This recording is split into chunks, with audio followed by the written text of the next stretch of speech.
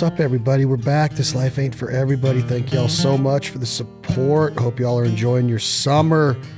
We are. A lot of lake time. It's been hot out west. Lots of 100-degree days, triple digits.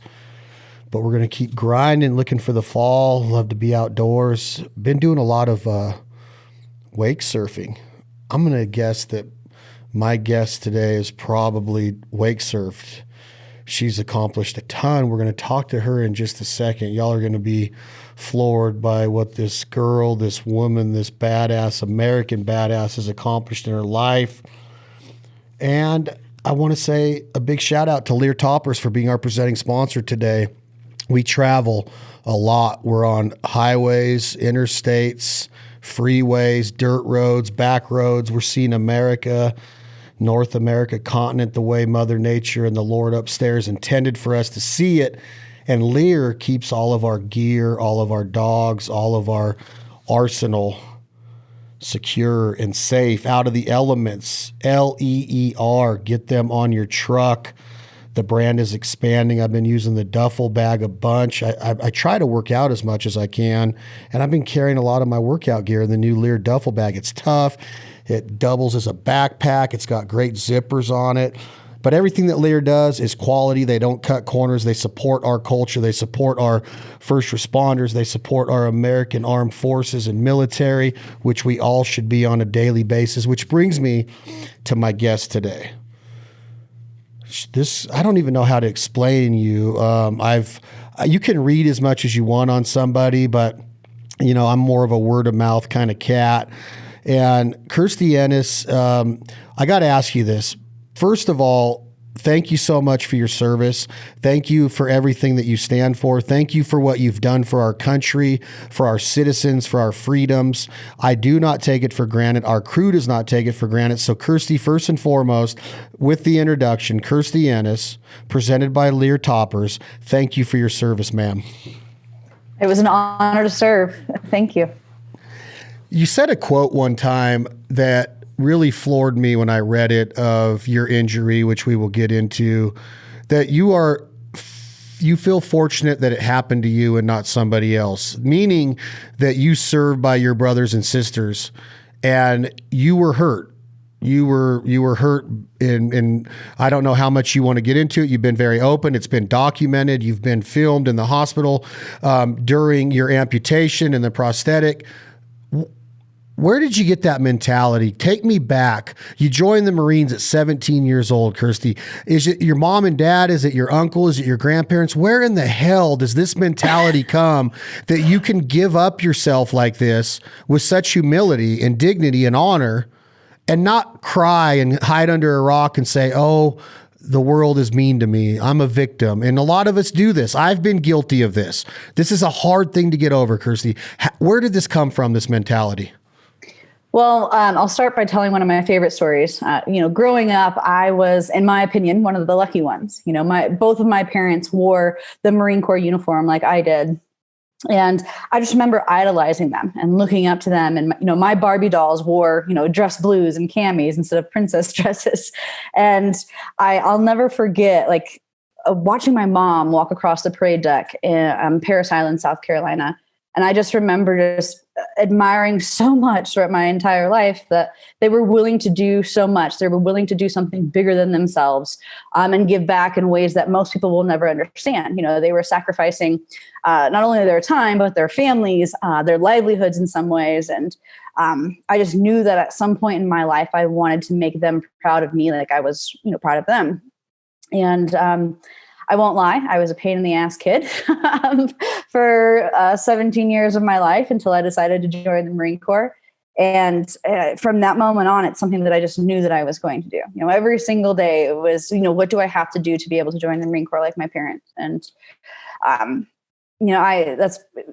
while it's only a chapter of what I've done, it's definitely one of the proudest ones that I have. And, I ended up joining, and I was a helicopter door gunner and airframes mechanic. And throughout the 6 years that I was able to serve, I wanted to serve a lot longer. I was just proud to be able to say that I'd be willing to give everything. I'd be willing to lay my life down for the man or woman that stood to my left or right, stranger or not. And I really think that it came from them. And the night that I got hurt on June 23rd, 2012, I never, I never hesitated in any of it. The moment that I could hear my pilot screaming, all I was worried about was where was my tail gunner. So, and throughout all of it, it was, the hardest thing that I ever had to do was leave my guys behind when I had to be shipped back home to the United States and leave my guys back in Afghanistan. That was the hardest part for me, or being told that I was going to be forced into a medical retirement, not wanting to get out because, that brotherhood, that community, that family that I had in the Marine Corps, that's what I was living for. And those were the hardest moments throughout. But at the same time, I really feel like, God gave it to me because he felt like I could deal with it maybe a little bit better, or maybe because I needed to be, given this gift of being to overcome so many different adversities. So I've just really chosen to be able to shift my perspective about what happened to me and even what was going on at the time. Let's talk about a word that has a lot of different definitions and levels. Fear. Fear is something that can happen at all different ages, all different maturity levels in our life. At Six Flags, I watched people be fearful of the new Batman ride. When you hear stories like that of fear, how does somebody with your mentality talk? I know you do a lot of motivational speaking, Kirstie. That helicopter ride, going over there, landing on the sand in Afghanistan, knowing what's going on with firefights and war. This is war. This is not sugarcoated. This is people die in war on a daily basis. What does that word fear mean to you as you've established yourself of pretty much not having any? Or do you have fear? Was any of this scary to you? And how does one combat that feeling of fear? So there's definitely two sides of that for me. I really, again, I think I've always viewed fear as an energy or kind of like a motivation, like ride that wave of fear, because you have no idea what it's going to catapult you into. You have no idea what it's going to lead you to. But that said, through my recovery, so I'll preface this a little bit more for people who may not know a ton of my story. My helicopter went down that I was manning, and as a result of the crash, I sustained some pretty severe injuries, everything from the loss of my left leg, I broke my back, I've had 46 surgeries to rebuild my face, my arms, my ears, everything was really pretty much disrupted. And through all of it, I don't think I ever was fearful of what my future was going to hold, with the exception of not being able to have the Marine Corps anymore. So like the fear that I know is being perceived as, a failure, or not being able to, provide for my family or my loved ones. So again, I think a lot of that comes down to being able to shift your perspective around fear. Like, I think fear is learned. Some people, like you said, it might be a roller coaster. It might be getting on the road, getting on the highway, fearful of a car crash, whatever it may be. But if you can lean into that fear and learn how to use that energy and absorb it, it's going to teach you so much more than you ever even dreamed of. I got to ask you this because of the society we live in, and you fought for our freedoms. And then when we're back here on American soil, living life as we know life, we wake up every day and we're free because of men and women like yourself. And we have this machine out there right now called social media. How do you personally feel about the rug or the wool that can be pulled over people's eyes, and how it doesn't look like there's any fear? It doesn't even look like there's any sadness or gloominess or darkness or depression. It's all everybody's happy, and I'm the best. I'm getting the most likes. I'm the sexiest girl on the beach. I'm the best hunter in the world. I'm the best cook. It's like you go on TikTok or you go on Instagram, you can go on any of them, and everybody's somebody now. And I understand that we all have the right to do that. How do you personally view this with your accomplishments? Somebody that literally lives it. The proof is in the pudding, Kirstie. You've almost died in war. You were hugely injured in war. You 46 surgeries later to reconstruct your entire body. You've lived it. What is it easy for you to just look at that and go, oh, that's okay. That's what I fought for? No. So social media has been a huge power struggle in my life. So I wanted nothing to do with it for the longest time. But in 2015, I was competing in border cross and bank slalom, so snowboarding alongside Team USA. And it was one of those things where, social media had already been there and it was already, generating millions and billions of dollars for people. But, I was basically kind of cornered into people saying, you're going to have social media to be anybody in the sports world. And so whatever, I did the dance for a little while. And then I started just realizing how fake it all was. And that was the part that bothered me. And that was the part that I feel like there's such a total demise in who we are as people and who we are as a society, because everybody's living behind a screen. Nobody's really able to communicate one-on-one anymore. Nobody's having these uncomfortable, again, raw, vulnerable conversations. Everybody, like you said, is putting out the happy pictures or the smiling faces or the happy family that's might be falling apart, the vacations, whatever else it may be. And then the people looking at it are comparing their lives to them. So in turn, people are living false lives, and then other people are trying to jeopardize who they really are to live these false lives and to compare themselves to these other people. And so I said from, basically day one that when I'm doing this social media shit, and I believe it shit, that it was going to be real and raw. Like I have no problem going on, Instagram or Facebook and telling the real story of what happened, or talking about my failures, or talking about how, 2 weeks ago I ran the slowest race of my life and it was embarrassing because it was in front of 15,000 people. But I'd rather talk about that than people see a picture of me on top of a mountain and thinking that, anybody can go out there and do it, because that's not the case. There's so much work and energy and time and resources that go into, like you said, the people who are really living these things and doing these things. It's something that I really struggle with. And I try to be very mindful about who I follow online and who I'm looking at through my feeds, because there are some people out there that, they're out there to influence and that's it. And they're not really living their life. They're just trying to look good in front of a camera and push a product or push a mentality instead of building people up, instead of reminding people that, we have no idea what we're capable of until we actually go out there and do it. And guess what? We're not doing anything if we're sitting behind, an Instagram feed or a Facebook feed or Twitter, any of it. So yeah, that was a passionate one for me. No, I could tell without ever meeting you in person that just talking to you for 7 or 8 minutes that I needed to know, because there's a huge difference in life of accountability and, like you said, the screen of, I don't know if I necessarily need to use the word hide behind it, but I think that when you start talking about credibility and accountability and how people are living their lives, is like, who are we really fooling? You could fool the rest of the world all you want, but if you continue to fool yourself because you think you're somebody because of likes, that's a crazy mindset to me. It's almost, I've said this before, and I don't know how you feel about this, but I think that legitimacy and authenticity is being lost on a daily basis. Of, you can't sit across the table and converse with somebody anymore. You can't negotiate anymore because the person you're talking to literally has no idea how to hold a conversation anymore, because this is how people are being trained.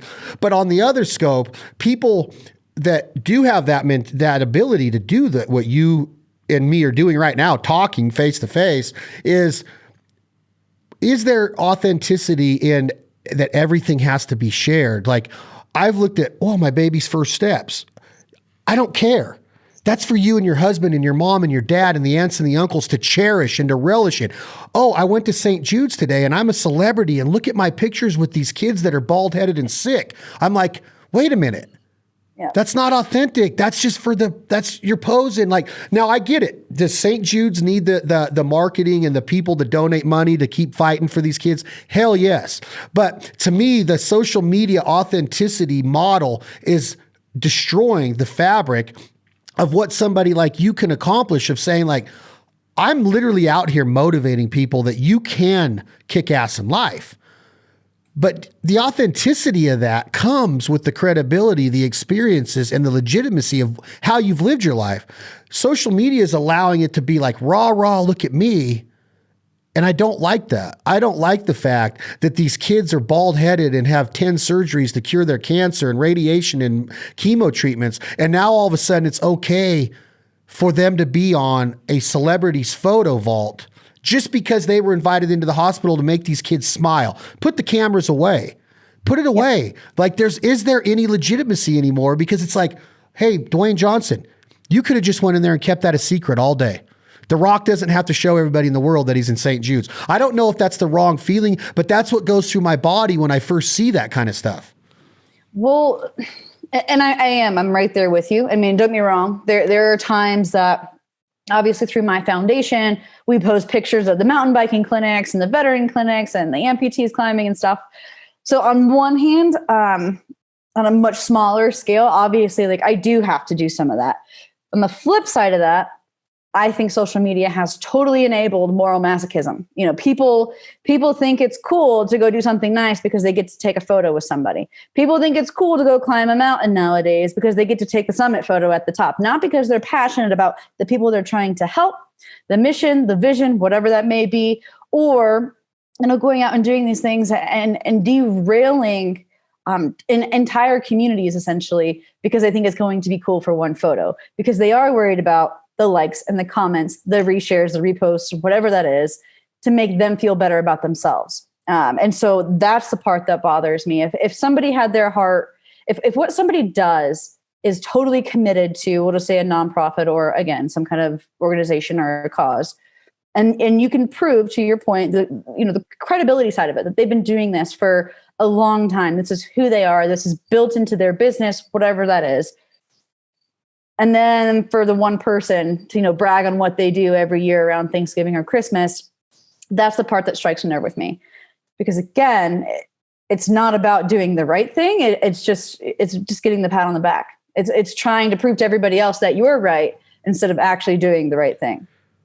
Okay, well, I want your complete transparency and honesty, Kirstie, because I know how honest you are and what you've put out there. You've put yourself in as a vulnerable state as a human being can put themselves in. Like, you've showed the worst of the worst, the lowest of the lows, not so you could show that you've made it and now you're a celebrity or you're becoming rich.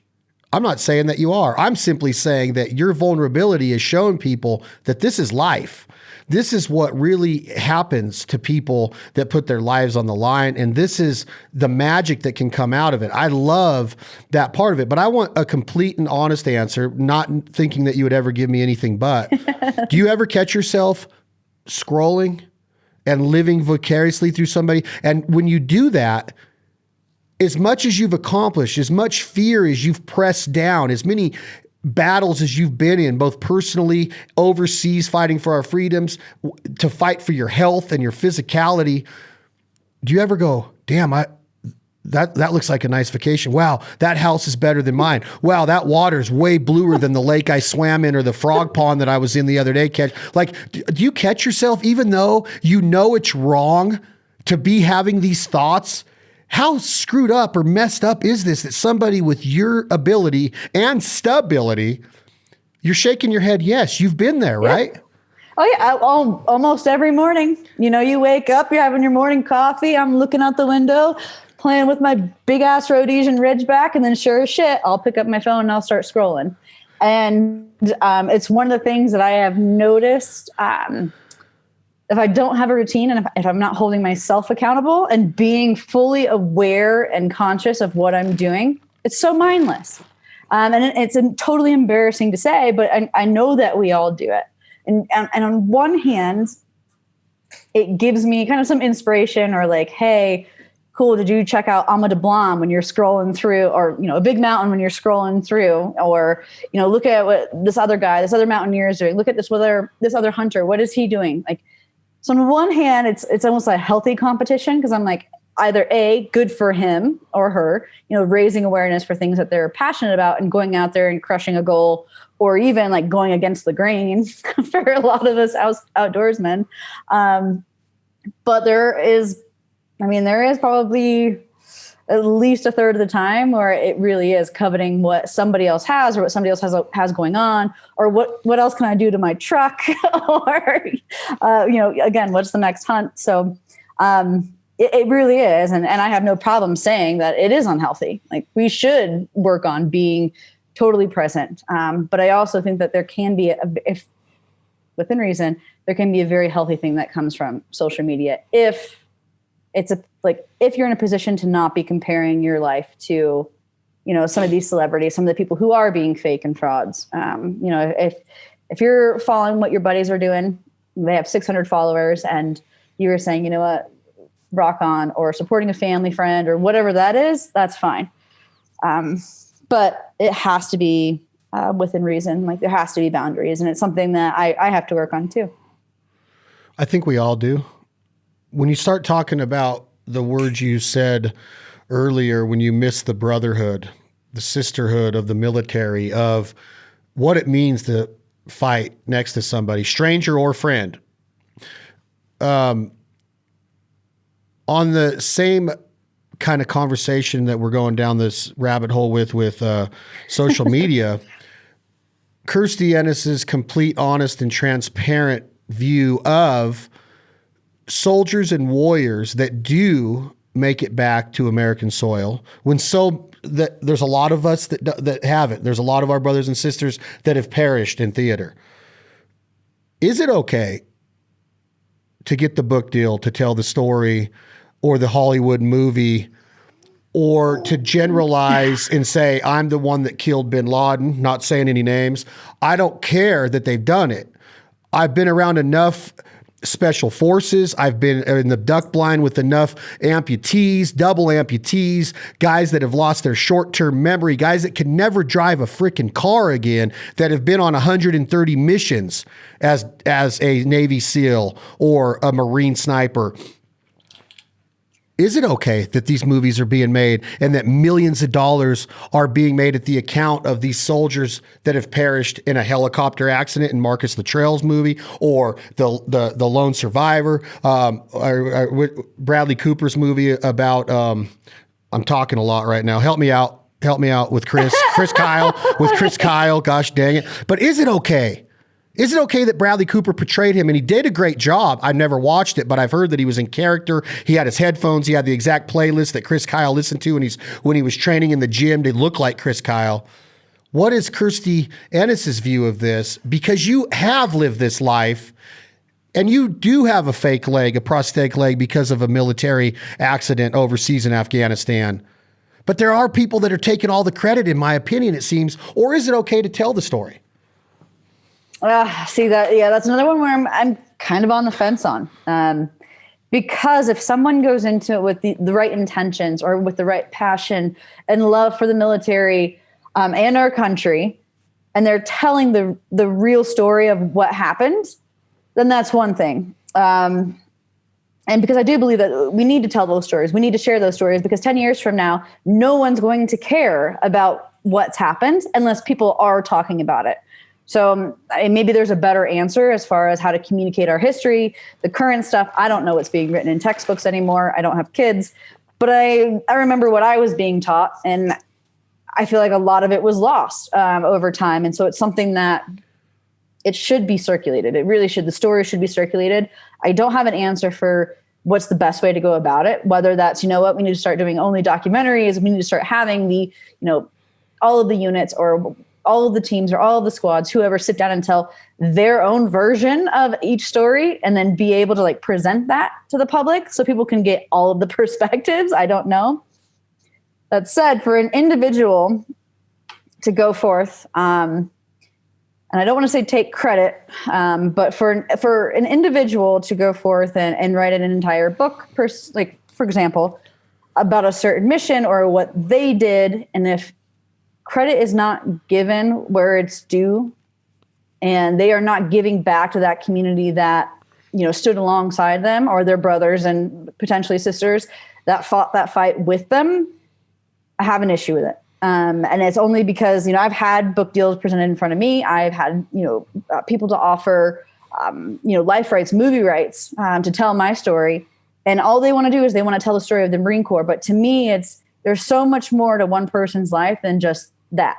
And so I've shot it down every single time because that time in the Marine Corps isn't something that I care to make any money off of. I did it because my heart was in it, because I loved what I did. I loved the people around me, and I loved the Marine Corps, loved my country, period. Isn't that the creed that all of our soldiers, men and women, take? That they don't. No. When you become a college athlete, before some of the new NCAA rules, when I was an NCAA athlete back in the 90s, we weren't allowed to have a job. We weren't allowed to make extra money. And we went into that scholarship with an understanding of this, and that we would be in violation and we would have to be suspended or sit out a season if we went against those policies set forth by the NCAA. When you take the ultimate creed of sacrifice to serve our country, I'm not saying you've made the ultimate sacrifice, because that's completely different, giving up your life, but taking that creed and doing that takes big cojones, okay? But I would think that there's an understanding that there is. I've talked to admirals that have told me there's an understanding that stuff doesn't happen. So I'm not questioning it or judging at all. I'm just simply asking you, why is it okay for somebody to become a celebrity and rich when they took the same creed that you did to go serve our country? You don't go into the military thinking you're going to become a millionaire, or the mindset of well, I deserve to make money off of this. I just went into the military. You're supposed to go in with the freedom of mind of saying, I am here to serve. And now all of a sudden you're back, you've served, but now it's okay when all of your other brothers and sisters aren't getting the same opportunity. That's where I question it. It's you made a comment, well, let's sit us all down and document it then and get all of our opinions, or however we're going to present this to the American public so they know the history. It's a tough one for me. It's a real tough one, because I've talked to guys that are as high up in special forces as you can get that say, I would never in my entire life even think about doing that. And they've seen it all. Well, and so when I say that was totally to say there shouldn't be one person from one unit that gets to make millions of dollars when everybody else is fucked because they don't want to, speak their truth about what happened to them. Some of the things that, there are going to be things that I take to my grave, period. The only person who knows at least 90% of my stories from the military is my dad. There are certain things that, there should be an unspoken law where, if there's a fellow that wants to go and make a bunch of money off of a book or from Hollywood, he should have to sit those guys down and say, are you guys okay with this? Because now I'm going to air out your dirty laundry. And I think that's probably my biggest issue with it, is he or she is willing to drop dimes on everybody else or take all of the credit that, again, is owed to other people and then reap the benefit. That said, if they can reap the benefit while including everybody else and everybody else is on the same page and they want to be a part of it, then whatever, so be it. But you also better figure out a way to give back to that community in the long run, then also figure out how to grow a better community later on down the road. I do not like the fact that there are so many people out there that are willing to make all this money, do all these things, but they don't give a shit about any of it anymore because they have a DD-214 in their hands. They're going to collect that paycheck and they're going to keep moving on with their life. So yeah, it is a tricky one. I wouldn't do it. I have what I would take to the grave, like I said. Unfortunately, there are always going to be people that do it. But I would picture you and your mom and dad in a theater in New York City, watching the Kirstie Ennis story. And I don't think that your mom and dad would want to see that. I question the fact that if Chad Belding watches it, I can maybe get through it. Oh my God, a helicopter went down. But holy shit, to know that you lived that and you were there when that fire is burning and your back is broke and your leg is smoked and your mom is sitting there. I've heard stories of these movie premieres of these movies that we are discussing right now, where the mothers and fathers of those being played out by these characters and by actors, the moms are sitting there going, my son would never talk like that. He would never say anything like that. They wouldn't act like that. She would never do that. So what are we really doing? We're showing this Hollywood glamour of box office success based on the sacrifice of the ultimate creed, to put your hand and say, I'm in. I'm on that helicopter. I'm going across. I've never served, Kirstie. I ask every soldier, male or female, that I hunt with or associate with, do you look down on people like me that have never served or entered the military? They're like, hell no. But here I am sitting on the other side of the table talking to somebody that almost gave the ultimate sacrifice. 46 surgeries later, I'm asking, I'm sitting here telling you, Kirstie, I don't think I could have my mom and dad go through that. I don't think that they deserve to go through that or have to be put in that position of like, hey, it's a movie premiere. The actors are going to be here. We're up for awards. I don't want to see Chris Kyle get killed again, knowing I was there. I was in a building that day when it was announced of what happened. I think it happened in January during the SHOT Show, I believe it was, or NWTF. I can't remember what show was going on, but I remember the announcement being made. And just to know that happened after what he did for our military, and now it's literally at everybody's fingertips to watch again. That's a weird feeling to me. I've been quoted as saying this, and I'm sorry for being long-winded, Miss Kirstie, but I don't watch since Full Metal Jacket. I have never watched a war movie because I've always had this mentality. That that's not right. That's not real. That is, I don't care how real Tom Hanks was and what they say in Saving Private Ryan. That was the last time I was invited to one, and I walked out in the first 5 minutes because I was like, I don't want to see this. The military means too much to me. I respect it, but I don't want to see it. I don't think it's right. So anyway, I'm not on a soapbox. I'm simply saying it's a weird feeling to me that your mom would have to sit there and watch her daughter's accident being portrayed out again in that sort of fashion. Well, and I'm the same way. I don't like to watch those movies. I mean, there's no way in hell I'm going to sit down and watch Black Hawk Down. You know, there's like way too many things that I'm either going to critique, or there's way too many things that'll bring up, a memory that maybe I don't want to relive. I mean, there's a laundry list of things. It's not something that I care to, spend my time doing or watching. In a book, that could lead to a whole other conversation. But for the movies and for the sake of what you're talking about, like, I would not want to put my mom through that. I've had the conversations of what my mom had to deal with when my dad picked up the phone and they said, hey, your baby girl's coming home. Thank God it's not in a box. But like, I've seen like my mom go, ghost white. And I've seen those emotions, and I would never want to put that in front of her. So even the things that I'm doing now, and kind of like I mentioned earlier when we started talking, is, I am so proud of the chapter of my life that it is and was the Marine Corps, but moving forward, there's so many other things that people could use the Marine Corps to do. And so the story that I want to tell isn't of, over and over again of this helicopter going down and how my life sucked and, reliving that. What is it now? Almost 9 years later. No, I don't want to do that. But I also have no problem talking about, hey, this is a brief moment of my life. This is what defined who I am. And there are a lot of things that I learned from the Marine Corps to teach me how to be the leader that I am now. But that also is what took my life from, again, being in the Marine Corps to everything that I'm doing now. Had I not gotten hurt, had I not gotten injured, I wouldn't be doing the things that I'm doing now. That said, there are so many almost sacred and emotional pieces of that entire time that I was in the Marine Corps period, that 6 years.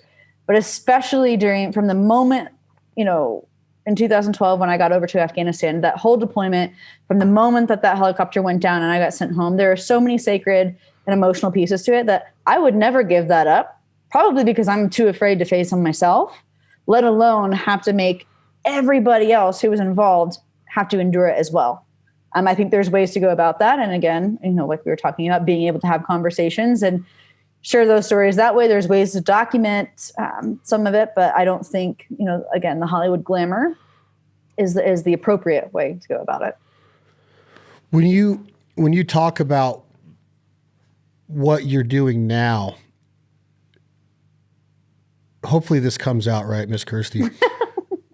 Just because you went through all of that, 46 surgery, everything that you've done, it doesn't give you the right to judge somebody like me or your next door neighbor for being down about their cat dying or their boyfriend breaking up with them or any other darkness that somebody that might not have had the amount or the level of darkness that Kirstie Ennis has had, you can't judge me because I'm sad. So when I see somebody like you or Goggins, I watched a video from Dave the other day about that fits my mentality perfect. And where I'm going with this, Miss Kirstie, is you've accomplished these mountains and these climbs, the 7 highest peaks on the continents. You're getting done before the end of this year is what your goal is. You've competed in snowboarding and all of this stuff with a prosthetic leg that you're on a different level. David Goggins might be on a different level. I listen to people's messages like yourself or Goggins, and he's like, well, you got to find a way to pick yourself back up. You might be going through this kind of darkness. Like me, I'm sitting here going, man, I don't know. Like, I'm kind of bored. I just accomplished this. I just did this. And I didn't even get the high off of it. I didn't even get that feeling of like the adrenaline rush of, oh my God, I just got that deal done. Oh my God, I just got the hunt here. Oh my God, I just got to go here. It's almost like you become immune to it. And what David was telling me was like, that's a form of darkness too. That's a form of, you better find a way to get freaking fired up again, because life is not going to wait for you. It's going to kick your ass. And I'm sitting here going, that's why I'm sad some days, because I don't think that I'm challenging myself enough. Where are you at with that, Kirstie? How do you know that you just climbed a 19,000 foot mountain? You're going to rest for a week and go do it again? Oh, wow. I climbed another mountain. Like, where do you find the motivation? Because a mountain is a mountain. Okay. It's a mountain. I know that I know that you understand. I'm not judging you. I'm asking you, how the hell are you going to find motivation in anything else in life? Because you've already done the most challenging shit in life. And that's what Goggins' message was you better find a way, because everybody has different levels of this going on in their life. I hope my question makes sense. Yeah, no, definitely. Well, okay. And I think I have 2 parts. I'm going to address 2 different things in that. I think pain and darkness, having a bad day, it's all relative. Like, no one's going to ever be able to feel my physical pain because they're not me. I'm not going to be able to feel your heartache because I'm not you. I'm not, married to whoever you're married to. I don't have the kids that you have. Like, everybody's life.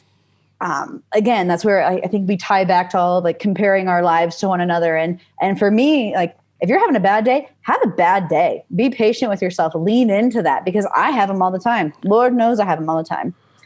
Second part of that. Still? You still have bad days? Oh yeah. All the time. Even though you've had like the worst days.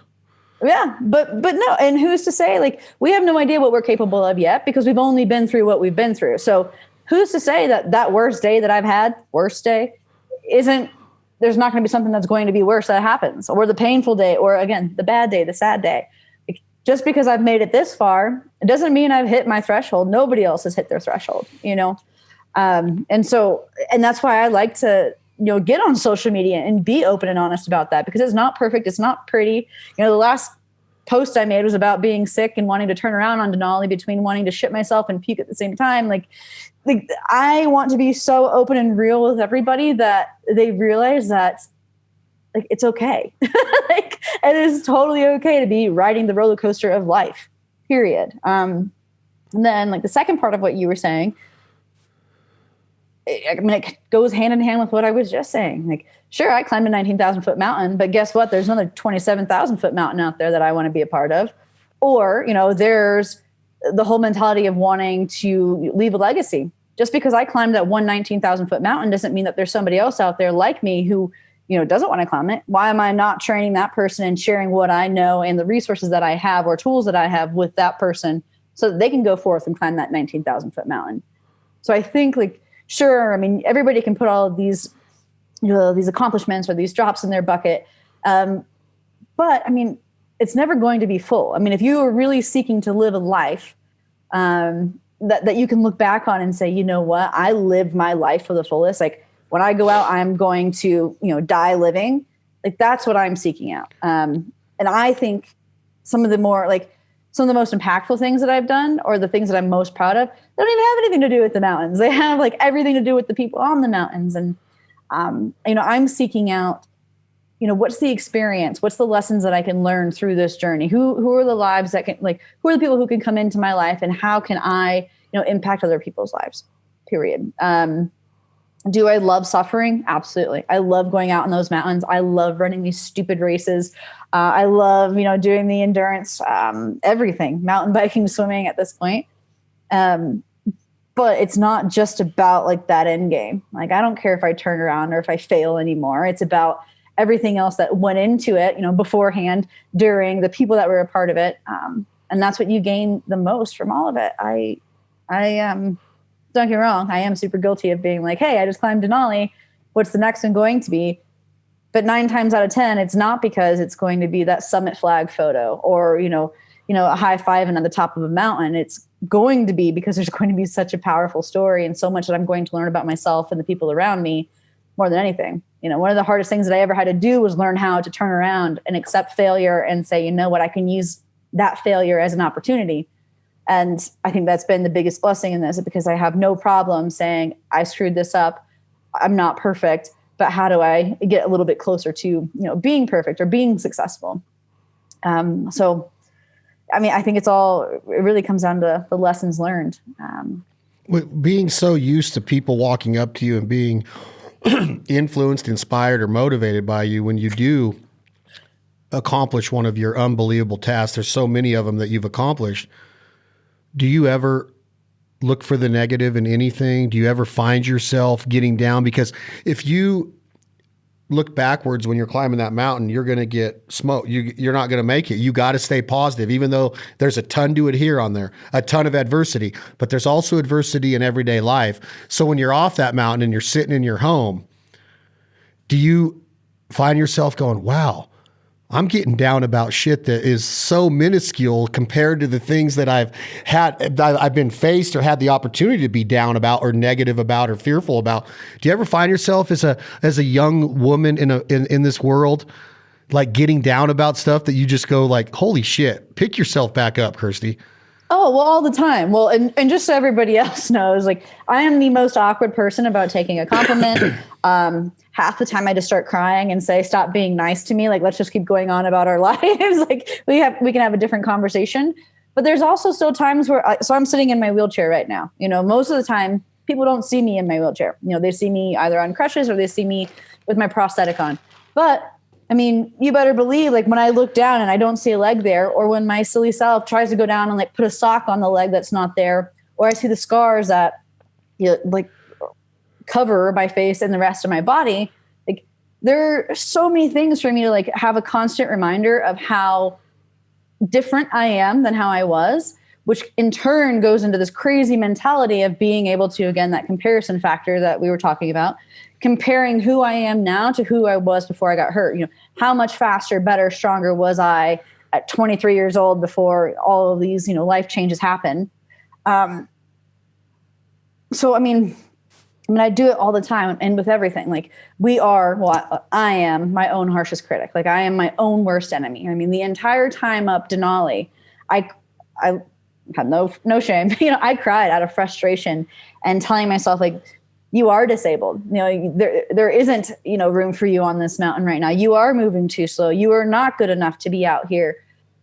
And sometimes, again, kind of like tying back into the fear, like, I was telling myself that, but I was also telling myself that to make myself angry enough to be better and to be successful. So, but I do it with all things in my businesses, in my home life. Like, it's so easy to beat ourselves up and have those bad days. And I don't think there's anything wrong with it. Like, I think that if it's something that's either habitual or something that, needs to be addressed, obviously, by a medical professional, because it's been ongoing and it's consistent and it's constant all the time. Yeah. But I also think these bad days are a really good reality check of, like you said, how far we've either come or the things that we've overcome, and putting things into perspective about what really matters in our lives. Do you feel in your heart that you would be this motivated in life if it were not for the accident? Now, I understand that if it wasn't for the accident, you would probably, more than likely, still be serving. You might even have a full-time job in the military for the rest of your life. But one thing led to another and shit happens. I don't say that lightly either, because I know what the shit you went through is not light, but you have the mentality of like, hey, it's time to get on and move on. Do you think you'd be this motivated in life and wanting to climb every mountain you see? The old analogy, if you can't go over it, go under it, go around it, all that shit, you go over it. You would probably go through it if you had to. But do you think you'd have this mindset if it wasn't for the injury? No, I don't. I mean, don't get me wrong. Like I've always tried to do a little bit more, be a little bit better every single day. Like, and that was something that I carried through my entire life. You know, I was done with high school by 15. I did 2 years of college by 17, joined the Marine Corps. I worked my way through 3 masters, you know, while I was still in the Marine Corps. Like I always wanted to challenge myself, but it was never in ways that made me truly uncomfortable. And it was never in ways that were in every way for like potentially for other people. You know, I joined the Marine Corps to serve. Like I wanted to challenge myself. I wanted to wake up every day and be proud of what I was doing, you know, for other people. But now I can say that these injuries have led me down a path where I truly live my life for other people. Like everything that I do now at this point has either been to support somebody else or to give somebody else the opportunities that I've had in my life. Whether that's education, whether that's healing, the outdoors, you know, I don't think I would be that person. I've always had a big heart. I've always tried to push myself, but it's always just been like a check in the box. It's never really going above and beyond and, you know, trying to either set a precedence or really trying to leave a legacy or really give something of value to other people. I mean, I know that's like probably sounds strange being in the military and serving, but you know, I go through my days and I'm like, hey, you know what? If I can make 5 people smile today, or if I can have 5 conversations that might have value or make an impact in someone's life, that's my life. That's been a great day for me. And I've never been that way ever. Like, I've never sought out truly being uncomfortable to make myself better or to make the people around me better. Hopefully that makes some sense. No, it makes total sense. So can you hear me good right now? Yes. Can you hear me good? I could. You started to freeze up for a second, but you're better now. Do you think that going back to the first word that we started our conversation on, fear, the real 4-letter F word is, are you scared of anything ever in your life? Are you scared that I don't know your personal life and I'm not trying to intrude. I'm just going to ask questions and you, are you scared that you don't have kids? Can you ever have kids? Are you scared that you're never going to find the love of your life because of the way you question your physical appearance after all of the surgeries? Are you scared to die after you almost did, after you've watched so many die? Are you scared of anything anymore after this kind of life takes this place in such a short amount of time? I mean, you're barely 30? So how old are you? 30. 30 years old. You've had all of this happen, three master's degrees, graduated high school by 15, 2 years of college by 17, almost died and perished in war, amputee, climbed all these mountains. Is there anything that does make you go, holy shit, if this doesn't happen in my life, man, that ain't going to be right? Or do you question any of that? Or is it all the man upstairs plan? One of the things that I've learned again through all this is it really is the man upstairs. I wholeheartedly believe, like I said earlier, that it was given to me. He gave it to me for a reason, because he thought that I would either gain something from it or because I needed it and somebody else couldn't, you know, overcome it. Or at this point, you know, I tried to commit suicide on my 1-year anniversary of my Alive Day or the anniversary of me getting hurt. I cheated death after a life-threatening MRSA infection. I should not be, if you looked at all of my injuries and everything else that I have going on, I should not be doing what I'm doing. My brain should not be functioning the way that it is. I mean, I was just looking up at my brain results or my brain scan results from November 3rd, 2020. And it's talking about, you know, vascular dementia and this, you know, hugely high risk of all of these things with my brain. I should not be doing the things that I'm doing, but I still am. And I would like to bullshit everybody that I'm talking to right now and say that I did it. I'm strong, but I'm not. Like, yes, I have worked really, really hard but I've also been inspired and motivated and loved, and I've pulled strength from so many people around me. And I really can't say that I'm scared of too many things, but it's because I have that reassurance. I don't want to say it's God's will, but I have that reassurance that my life is on, like, there's a purpose for my life right now. And maybe I've already lived it, like, but I'm not going to wake up fearful for another day or fearful of the things that I'm doing. That said, I am super insecure about some things in my life. You know, when I first lost my leg, I didn't give a shit that I wasn't going to be able to walk. I was afraid that, like, oh my God, who's going to look at me differently? Who's going to whisper or point, or can I wear a dress? Everyone is going to look at me differently. And that's hard for a young woman. I've been insecure in the past about, like you said, having kids or being married. And it's because some of the things that I did in the military and had to do in the military, it made me question if I should ever, you know, deserve to be a mom, you know, and some of those things that you start to question them and you be insecure. But I don't think I can honestly say I'm scared that it's not going to happen in my life. Like, I'm not scared that, you know, as long as I'm successful and what, like, makes me happy in here and up here, I'm okay. And if I feel like I missed out on certain things in life, then so be it. I have other things to fill those voids. Do you own it all? Sorry, you kind of broke up there. I thought you were coming to an end, but go ahead. So scared what? Oh, no, I was just going to say, am I insecure about some things or uncertain about something? Sure. But I'm not scared. I'm not really fearful of what's to come next or what's not going to come. So you own it. You could go to the Gulf Shores today and get in a bikini, and walk down the beach. And even though some people might not be adjusted or familiar with the prosthetic, or because you don't see a lot of prosthetics in your everyday life in America. Okay. You just don't. So you own it now, Kirstie. You can, no problem, being on Orange Beach down there with with your dedication and your discipline. Do you drink a Mai Tai on the beach, or do you just have a bottled water?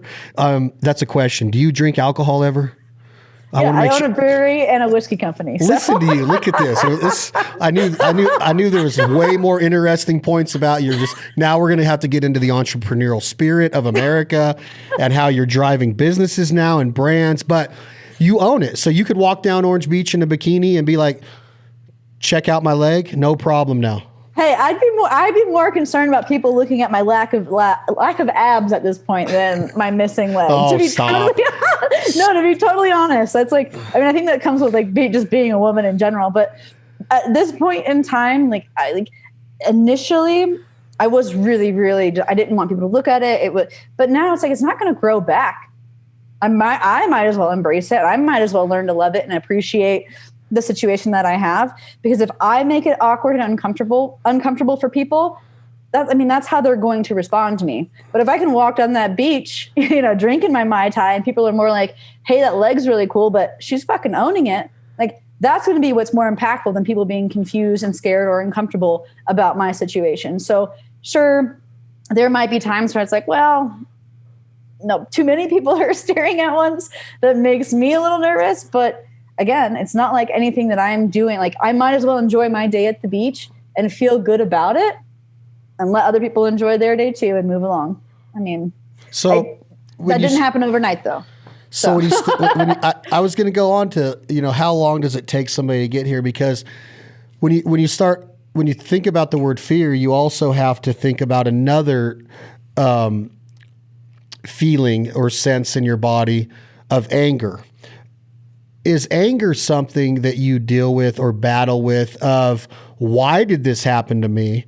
Does your dad look at you and get pissed off because this happened to his daughter? Or with his military mindset and your mom's military mindset, are they so accepting of it because that's just one of the things that you have to accept or plan for or potentially plan for when your little lovely daughter says, hey, I'm following in your footsteps and I'm going in?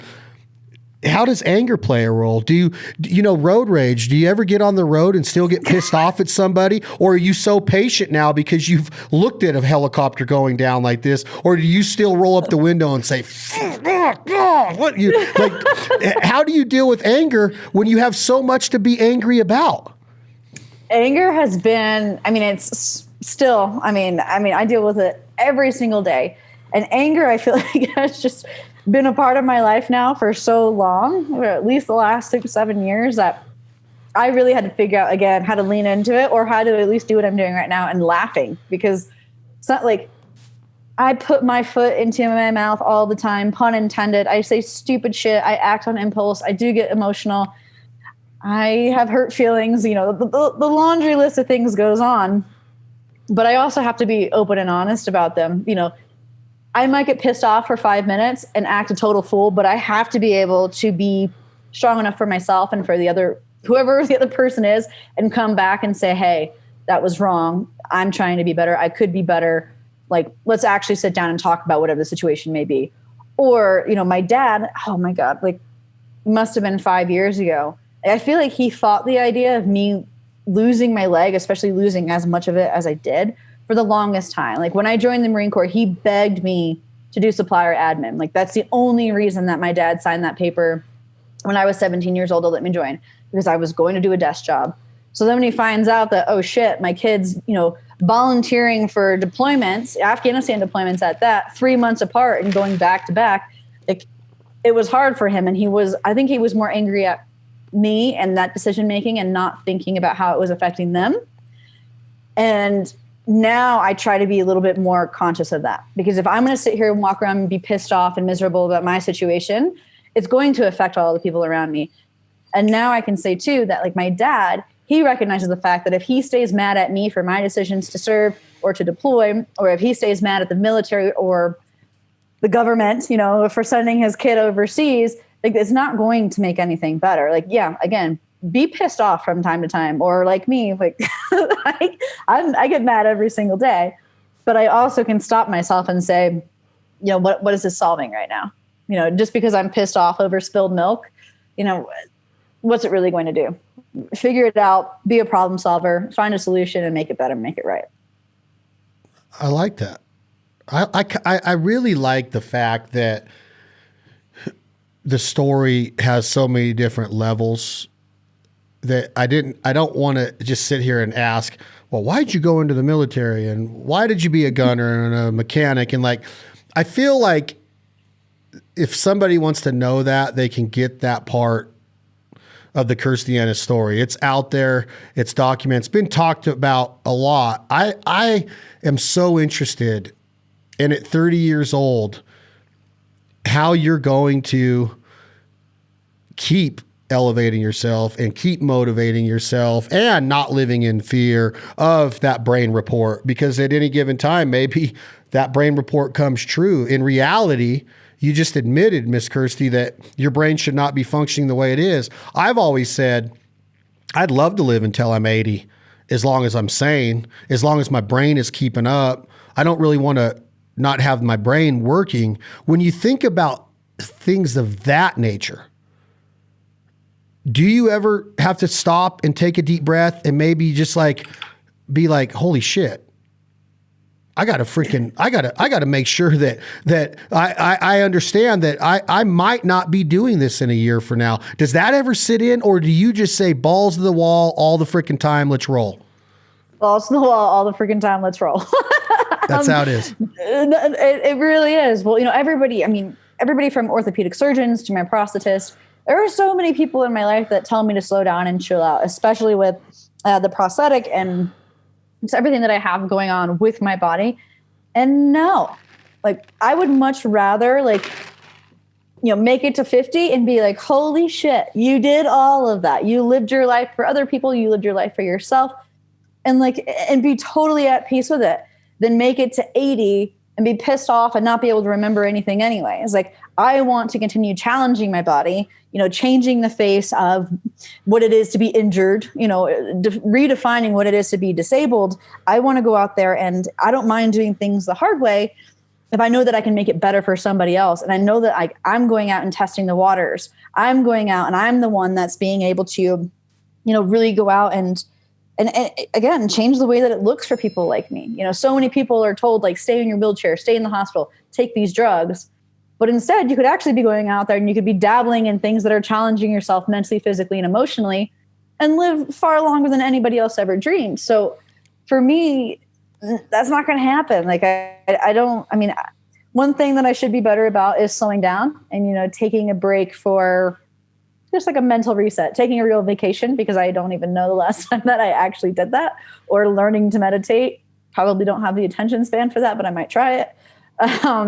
But other than that, like, I want to keep doing the things that make me feel energized. I want to keep riding that wave of adrenaline or just, emotion, because like that's what makes me feel alive. Like, I have Die Living tattooed on my arm right here, and it's from my climb in 2017. It was down in Indonesia, and it's called Kirstie. It's a super gnarly, volatile, technical mountain. It was absolutely insane. We summited, hurrah, hurrah, it was great. And then on the way down, it was absolute insanity. I freaked out. I hit this huge rappel section, and, the camera was turned off then. Like, I'm crying, I'm freaking out. And they looked at me and they say, like, this is where everyone dies. This is where everyone dies. And in that moment, like, I jokingly say that I found Jesus, because I felt so much. It was, again, that anger. It was total fear, but I liked it. I loved it. And that's where, like, the mentality of Die Living in my life has come from. Wow. Maybe I'm a psychopath. I don't know. I'm not. I won't argue with you. I'd have to dig in a little bit more. Since we're being transparent, are you going to have kids? Are you able to physically to have kids? It's hard to say. I don't really know, and I don't really know. I had a lot of injuries, as anybody can imagine, like helicopter crashes. Your insides are blown out. Your gunner's belt pulls you one way. That's why my arms are all jacked up and everything else. So it's hard to say. I did go ahead and freeze my eggs just because maybe I'll have somebody else carry them for me one day. That said, it makes me really uncomfortable to think about carrying a child on one leg. Like, I can't imagine trying to, like, walk through Target on crutches or something because your prosthetic leg won't fit anymore, or being stuck in a wheelchair for 9 months. I don't know. Like, I think about falling down, and I think about, like, how clumsy I can be throughout my day, and obviously causing injury to a baby when I have this prosthetic leg that obviously I have to weight bear through my pelvic cradle now. Like there are so many little variables that it freaks me out a little bit. But I do like to think that at some point in my life, like, I would enjoy the experience of being able to truly, shape and mold and influence, a kid's life, an individual's life. So I don't really know what that looks like. So what if that kid is a little, I don't care if it's boy or girl, are you going to accept the fact when they come to you and say they're going on 3 months in between each deployment? Are you going to get pissed off like mom and dad did? Are you going to be accepting that your kids want to follow in mommy's footsteps of serving the country when you know what can happen over there? I might have to fight it a little bit internally and really sit with myself and my thoughts towards it. But I mean, how big of a hypocrite would I be if I wasn't supportive? But you have a reason. But you have a reason to be. You have a prosthetic and you're in a helicopter wreck. Isn't that a good enough excuse for Kirstie Ennis to say, no, you're not going to go do that? No, absolutely not. Like, it's not okay for anybody to try and dictate anybody else's life. Don't get me wrong. Until they're 18 years old, like, hell yeah, you better be raising them and raising them right. But once they decide what they want to do with their, adult life, like, why would I try to rob somebody of that? Like, if it's something that their hearts are in it and they want to make me proud because I wore the uniform, then absolutely. I mean, I did the same exact thing. It doesn't have to be identical to the life that I've lived or led, but I should also be supportive of them, figuring out who they are. They're like, truly who they are, their identity and their purpose in life. And you know what? If that's what it comes down to, they say, hey, I want to serve 4 years. by all means. Or if they come back and they say, hey, I've done 24 deployments in 24 years, then okay, fine, so be it.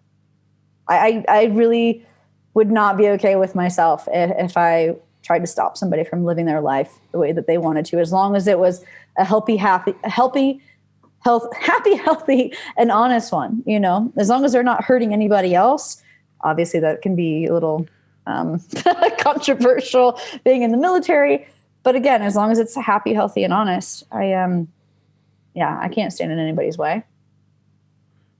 How do we as human beings, Miss Kirstie Ennis, live with a cancer diagnosis, a brain tumor, melanoma,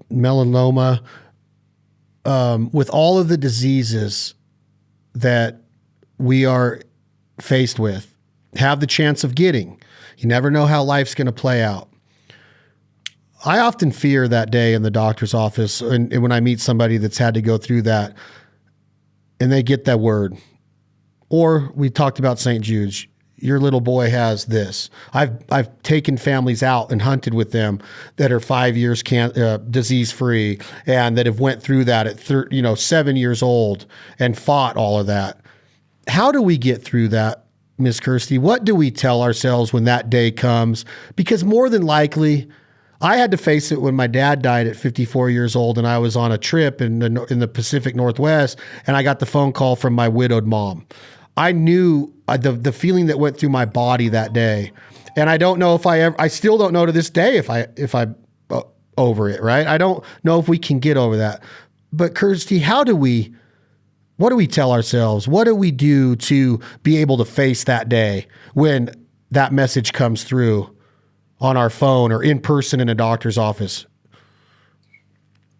I'm going to compare a lot of that to what I've been through at this point. And, honestly, it's being able to look outward, because in my darkest, nastiest moments, I thought I was alone. Like when I was getting these diagnoses, or when I was being again, you go and get those brain scans, or, finding out that I have a 2.5-inch tumor and the residual side of my body. Like, it was always being able to remind myself of my why. Like, why am I still fighting? I mean, because we can sit there and we can get down and we can hyperfixate on all the negative things that are going to happen, or you can remember your why.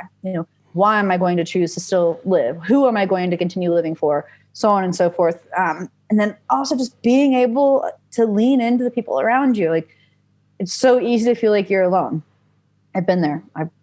There are times that I'm still there, but being able to really be vulnerable and communicate with the people around you, like, that's where I got my strength from. And that's wholeheartedly where I think everybody else gets their strength from too, at the end of the day. Like, you have to remind yourself why you're still living and who you're still living for. When you're reminding yourself, Miss Kirstie, of why you're living, tell me how you live with so many big accomplishments. What little things mean something to you? Does your morning coffee still get you fired up? Do you like the idea of being that little girl and dressing like a Barbie doll once in a while, or doing your makeup? Do you smile at a puppy? Do you like cats? Do you watch soap operas? What TV shows do you like? Is there anything, the little things ever make you smile like you're smiling right now? All the time. I mean, you have to. I find every situation, like, if you actually spent a day with me, you'd realize that I probably spend 2.5 hours of every single day just laughing. Like, I really do try to find like the little joys in life, because they add up. Just like trying to reach a goal, like, you're not going to, create global change overnight, but you have to be able to like set those small goals and attack those small things. So for me, it's collect those small moments that make you happy as well, and recognize those small moments. I love to bake. I am a freak for baking cupcakes. I love to cook. I love to smoke things. That came out wrong, like prime rib. Now I'm starting to understand why your abs are going away. You're eating cupcakes and I don't nachos. Eat them. Oh, you just bake them. Yes. Oh, yeah. Look at this. Mm-hmm. Yeah, and I make them after like an old-fashioned cupcake. Like, they're very, very creative. But even just sitting outside, walking down to the river with my dog, some of the shows that I watch are pretty morbid, so it's probably not a good example. But, you know, just being able to even sit here and have this conversation with you today, like, these are the things that make me happy. These are the things that add value to my day-to-day. Do you watch the first 48 on A&E? That's not a commercial for that show, but I love that show. The first 48 hours of a homicide investigation. Oh, yeah. You need to get into this show.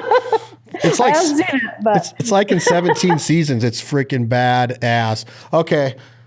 I know you said you owned a distillery and a whiskey company and a brewery, and I love that. I want to have another one of these and get to know you more, because I'm truly inspired by everything that you stand for. I think it's so awesome what you're doing. I really appreciate you spending time with me today and letting our audience hear the things that I wanted to know about you, because life is a mother, you know what, sometimes, and we all face adversity.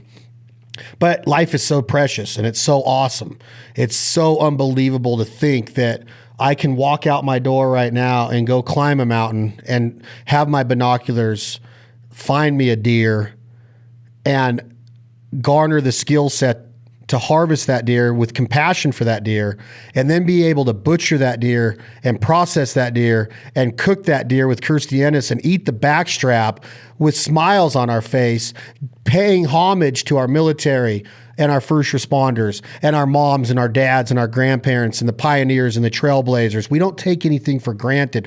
When you have the right mindset, in my opinion, and you're living life the way life was intended, which kind of sounds kind of soapboxish, but I don't know if there is a right way to live life, but I sure as hell have figured out what the people that I know that are living life that I call the right way. It seems like they all have this mindset that we've discussed today. And I think that your mindset is contagious, but I also love the fact that you're vulnerable, that you freaking like a Mai Tai on the beach, that you like a walk to the river with your dog.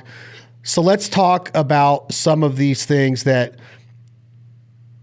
maybe we don't think about very often, of like who Jack Daniel's hot seat is what I call this, Kirstie. And I know that you have a whiskey company, but Jack Daniel's is the title sponsor of our podcast. You know, I know Lear is bringing us this episode today, but this is what I call the Jack Daniel's hot seat. Who do you go watch this Friday night tonight? Who's the concert you picked to go watch tonight? Are you a Slipknot fan? Out of anybody. Is it Guns N' Roses? Because I'm an Axl fan. Or are you a George Strait girl? Are you a Milli Vanilli lip sync fan because you love karaoke? Like, what do you go watch tonight, Kirstie Ennis?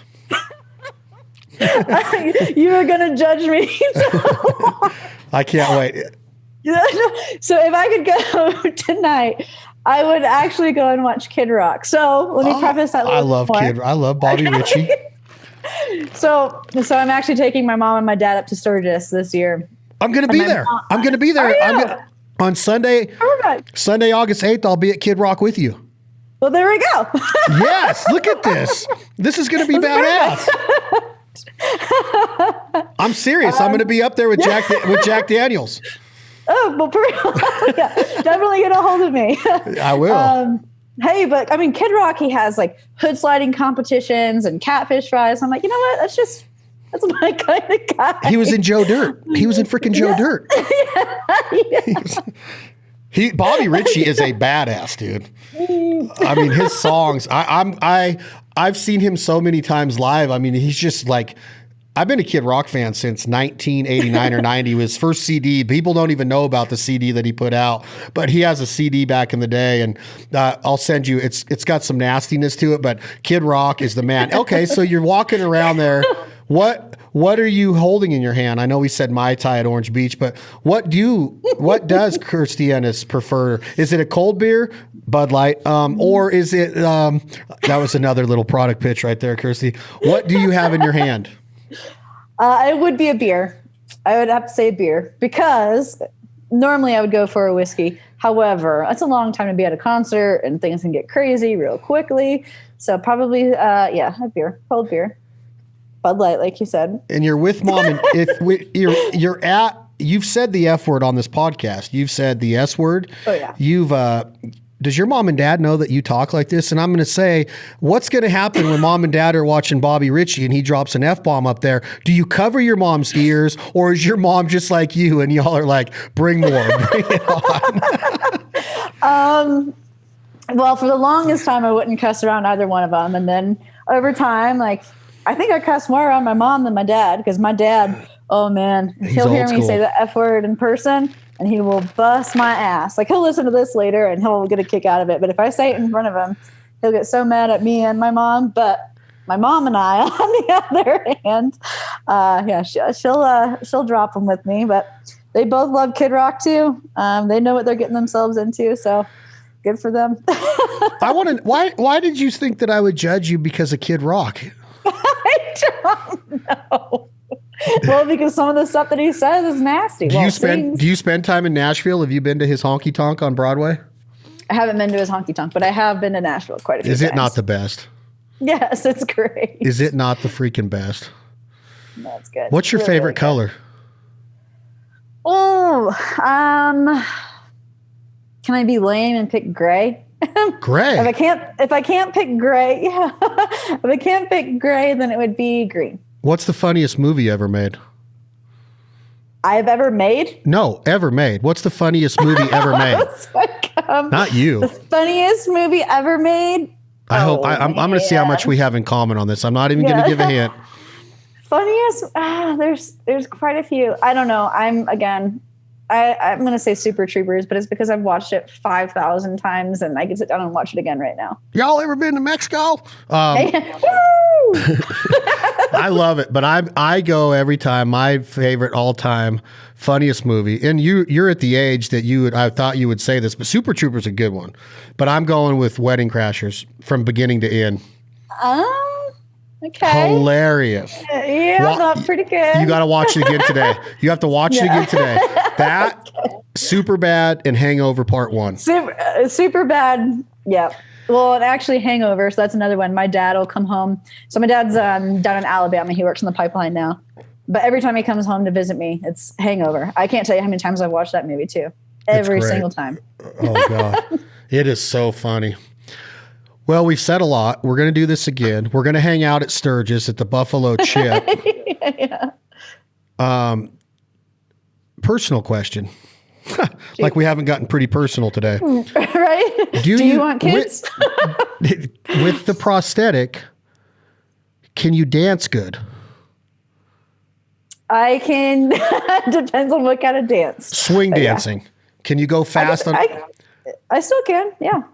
Look at this. This is freaking all. We might have to swing dance one time. All right. I'll try. We might have to do it. This has been awesome. This has been really cool. I'm glad that Lear helped set this up. You're proud of your association and representation of the Lear brand, correct? 100%. They've been a huge part of my life, my foundation, and they really do give me the access to be able to do everything that I do now. They have sponsored every climb, every clinic that I've done through the foundation, every initiative, every mission that I've ever done. It's good people and even better products. So it's unbelievable. Like you mentioned the word brotherhood, and then you like when people are on a Harley, they they waved each other because they're in the club, right? Like it's amazing how many freaking people have Lears on their trucks, right? Like when you start paying attention, you're like, holy shit, is Lear the only topper company that makes these things? Like there's no competition. And I'm like, waving to people and they're like, wonder what he's waving at. I'm like, oh, you got that 4-letter word on the back of your camper there, right? Like it's like a brotherhood and a sisterhood to have a Lear, right? 100%. Absolutely. I love it. All right. So I'm going to end this. Let's schedule another one so we can get more into life. I want to keep talking about life with you. Life with Kirstie Ennis. Perfect. With Kirstie Ennis. This will be this podcast. Okay. That's what this series is going to be called. Lear Life. Lear presents Life with Kirstie. I'm going to come up with something more clever than that. That's already been done. But it's going to be, we're going to keep talking about life because you've educated me a lot. I know our listeners are going to be like, man, I got to get my ass out of bed. My feet are on the ground. We're on this side of the freaking dirt today. Let's kick some ass, right, Kirstie? We're not pushing up daisies. We're freaking living, right? Like we can be sad. Here's what a good friend of mine, and I want you to, when we get off of this, I want you to look up the music by Brent Cobb. Okay. COBB, BRENT, I want you to listen to a song called Shine On Rainy Day. It's going to make you cry because I cry every time I hear it. But you've had rainy days, and the way that you talk today, you look at the sky and you tell God, shine on rainy day. Even though it's gloomy, even though it's dark, hey, bring it, shine on. We need darkness in our life. It's okay. This is where I was going with what Brent taught me in a podcast, and he's become a dear friend of mine. He's one of the best there ever has been and ever will be in songwriting. Mark my words. It's okay to be sad. It's okay to wake up and be in a weird place. And he told me this, do yourself a favor, because you made mention of this an hour ago. Put the phone away for the first 45 minutes to an hour of your day. And if you want to lay in that dark room and look up at the ceiling, so be it. If you want to get a cup of coffee and walk to the river with your huge dog, so be it. But don't pick up the phone and worry about what the frick is going on in the world and what everybody else is doing on social media or how many emails came in overnight. And I live on the West Coast, and I got a lot of business partners on the East Coast, so I know that I'm going to be just inundated with messages starting at 8 a.m. Eastern, which is only 5 a.m. out here, which I'm awake, but I'm going to live by this creed. I don't want to pick up my phone first thing. And it's hard to discipline yourself to do it. It's so hard with the mentality of our society today to not pick up your phone within the first hour that you open your eyes. So Brent Cobb taught me this, Miss Kirstie Ennis, is look at that dog. That dog is huge. Is that Turner and Hooch? Is that Turner and Hooch, Tom Hanks? So he taught me that, Kirstie. Don't pick up your phone. Think on your own. Yep. Figure out how blessed we are and privileged we are to be here because of folks like you that fought for our freedoms and lost a leg for our freedoms. This is incredible what you've done. Thank you. I have a feeling we're gonna have fun at Sturgis. I'm gonna high five your dad. I'm gonna say your daughter cusses a lot, dude. He cusses a lot. Yeah. Thank you so much for being here. Do you have any closing words? No, just thank you. And I really appreciate just your questions and the conversation. You know, I've done a handful of these podcasts. And as you mentioned earlier, I do speaking engagements from time to time. And, you know, to really have somebody take the time to ask me thought-provoking questions and to take this the direction that you did. I mean, I see why you do what you do. It really was an awesome experience. And thank you. Man, you're awesome for saying that. I'm going to take that little out and I'm going to send that to Howard Stern and say, see, bro, I'm the real king of media. Just kidding. That is Kirstie Ennis. Where can we find you? I don't know if I want to send people to your social. I love your website. And I wanted to read this. Hold on. Don't go anywhere. I wanted to read this to the audience. This is pretty badass real quick. Hold on. Come here, Cooper. Chill out.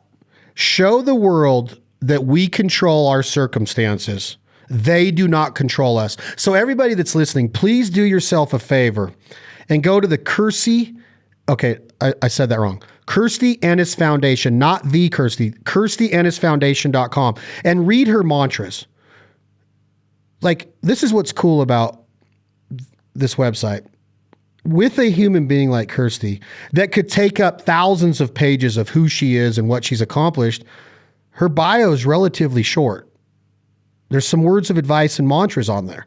There's a tiny bit about her story, but it's not like, holy shit, it's all about me. That's what's so cool to read your website is like, in a day and age that everybody wants the likes, you said something during this podcast, and we're going to pick this up on part 2, and I want people to think about this. Why is it so hard for somebody successful, mid-successful, to accept a compliment? Why do we deflect so much in life? Why can't I stand there and have you tell me, wow, man, those are good ribs? I'm always like, oh, well, I learned that recipe from this guy, or I don't need to hear that. I just did my thing, right? Like, oh, you've done it. Like, you just gave me a compliment, and I'm like, holy shit, I don't know how to, I gotta come up with a joke and deflect this off of me to Howard Stern. When really that's such a heartfelt statement you made. It makes the goosebumps on me, no pun intended, like when you said put your foot in your mouth, which is freaking hilarious. It makes the goosebumps stand up on me that somebody like you realizes that, but I automatically deflected it. Why do we do that? We got to figure that out. I need you to come up with a study and a thesis and a hypothesis first, Miss Kirstie Ennis, of why in the hell do we do that? You've accomplished it. You deserve to be complimented, but you don't feel that. It's a weird mindset. It's freakish. It's so weird when people are like, Donald Trump is the biggest egotistical prick in the world. But when somebody gives him a compliment, he deflects it off of him within 5 seconds. So how is he egotistical? Like, I ask myself, who are these egos that where are these egos that are people talking about? Because I don't even like hearing that I'm good at anything, which I'm average at best at everything, that in my opinion. So it's like, we got to figure this out. You and I, our next podcast is going to be on deflection. So we need to come up with some studies, not a lot of studies. We need to go off the cuff, off the head, freestyling. Like, I can freestyle rap like a mofo. I'm sure you can too. Maybe we'll do it with Kid Rock at Sturgis. That's Kirstie Ennis. KirstieEnnisFoundation.com. She is a true American badass. It's been a privilege to have her on This Life Ain't For Everybody. Today's episode, again, is brought to you by Lear Toppers. Check them out, Leer. I love seeing it on the back of trucks. They have so many great products out there. Thank you, Lear, for believing in us. And thank you so much for what you do for the Kirstie Ennis Foundation. She just admitted it. Lear has been there every step of the way. And of course, thank you, Jack Daniels. Enjoy it responsibly. Never allow underage drinking. Tom, Jake, we're changing up the song today. Even though the song that we always play here, written by Drake White and Leith Lofton, performed by my good buddy, a.k.a. Haas, Leith Lofton, What You Gonna Do When the Money's All Gone? This song is called Shine On Rainy Day, because talking to this woman that I just got to spend an hour and a half with has made me feel like, bring it. It's okay. It's okay when it's gloomy outside. Keep shining on, whether personally shining on or telling God to keep bringing it, because it doesn't matter if the clouds are pouring rain. That's part of life. We're going to have dark days. There's so many lessons that I learned today talking to the great, the one and only Kirstie Ennis. She's a badass. We will be back with part 2 with her soon. Tom, Jake, hit that button. This is Brent Cobb, Shine On Rainy Day. Shine on rainy day.